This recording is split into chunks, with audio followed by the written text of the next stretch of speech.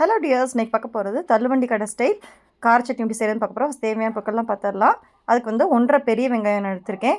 அடுத்தது 4 பெரிய தக்காளி, அடுத்தது ஒரு 15 பல் பூண்டு, 4 வரமிளகா, கொஞ்சமாக புளி. இப்போ இது எல்லாத்தையும் வந்து நம்ம பச்சையாக வந்து நம்ம அரைச்சி வச்சுக்கணும். தேவையான கொஞ்சம் உப்பு ஆட் பண்ணிக்கிங்க.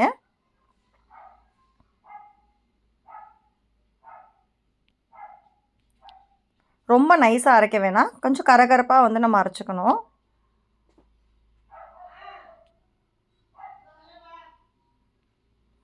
அடுத்து வந்து நல்லா அரைச்சதுக்கப்புறம் ஒரு கடாயில் ஆயில் ஆட் பண்ணிக்கோங்க.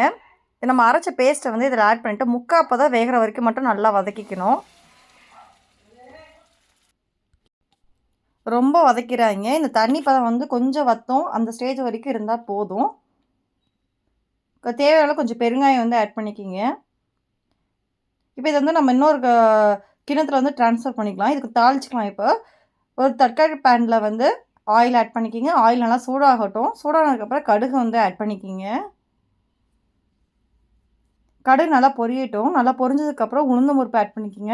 உளுந்தம் பருப்பு கோல்டன் ப்ரௌன் வர வரைக்கும் விட்டுருங்க.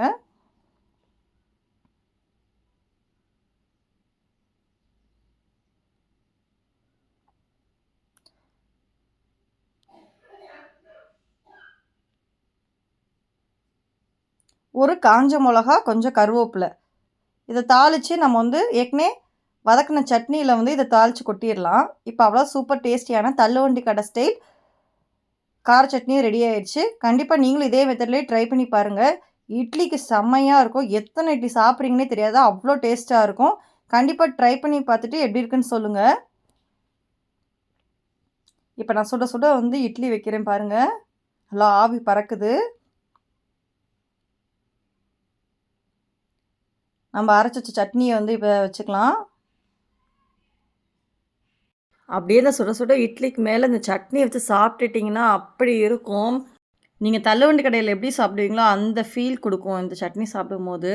நீங்கள் சாப்பிட்டுட்டே இருந்தீங்கன்னா எத்தனை இட்லி சாப்பிட்றீங்க கூட தெரியாது, அவ்வளோ டேஸ்ட்டாக இருக்கும் இந்த சட்னியும் இந்த இட்லியும். கண்டிப்பாக நீங்களும் இதே மெத்தடில் வீட்டு ட்ரை பண்ணி பார்த்துட்டு எனக்கு எப்படி இருக்குன்னு சொல்லுங்கள். Thank you so much. பாய்.